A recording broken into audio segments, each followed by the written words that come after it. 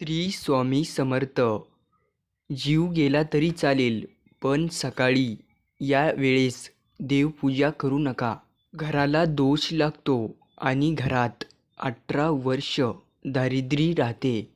तर मित्रांनो, ते कोणचे नियम आहेत ज्याने आपण पूजा केल्यास आपल्यावर देवी देवता हे नाराज होणार नाहीत? मित्रांनो, जर तुम्ही रोज देवपूजा करताना या नियमांचं पालन केलं तर घरामध्ये सदैव सुख शांती, दारिद्र्यापासून मुक्ती मिळेल आणि घरामध्ये सदैव महालक्ष्मीचा वास राहील. मित्रांनो, हिंदू शास्त्रानुसार दुपारच्या वेळेस देवाची पूजा करण्यास टाळावे, कारण या वेळेस देवी देवतांची वेळ ही विश्रामाची वेळ असते. त्यावेळी जर तुम्ही पूजा केली तर तुम्हाला दोषसुद्धा लागू शकतो.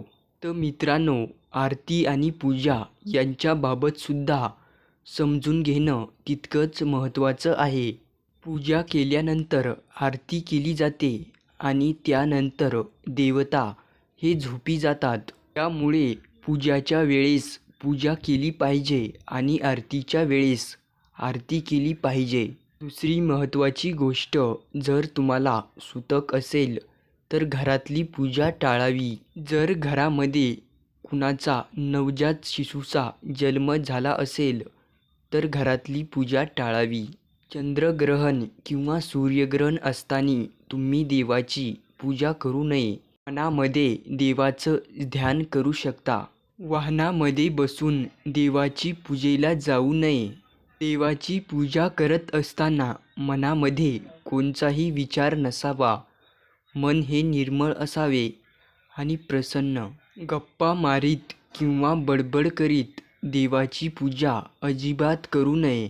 मित्रांनो, पूजेचे फळ तेव्हाच मिळेल जेव्हा तुम्ही पूजा योग्य वेळी आणि निर्मळ मनाने करतान. जर तुम्ही चुकीच्या वेळेस पूजा केली तर देवी देवता नाराज होतात आणि ती पूजा मानली जात नाही. नेहमी देवपूजा करताना स्वच्छ कपडे घातले पाहिजे. देवाची पूजा करताना नेहमी आसनावर बसावे आणि आसन देवापेक्षा उंच नसावे. देवपूजा करताना कपाळाला टिळा असायला पाहिजे. तर देवपूजा करताना तुम्ही मधातच उठले तर तुम्हाला भयंकर दोष लागू शकतो. मित्रांनो, हा जर व्हिडिओ आवडला असेल तर सर्वांना शेअर करा आणि सबस्क्राईब करा.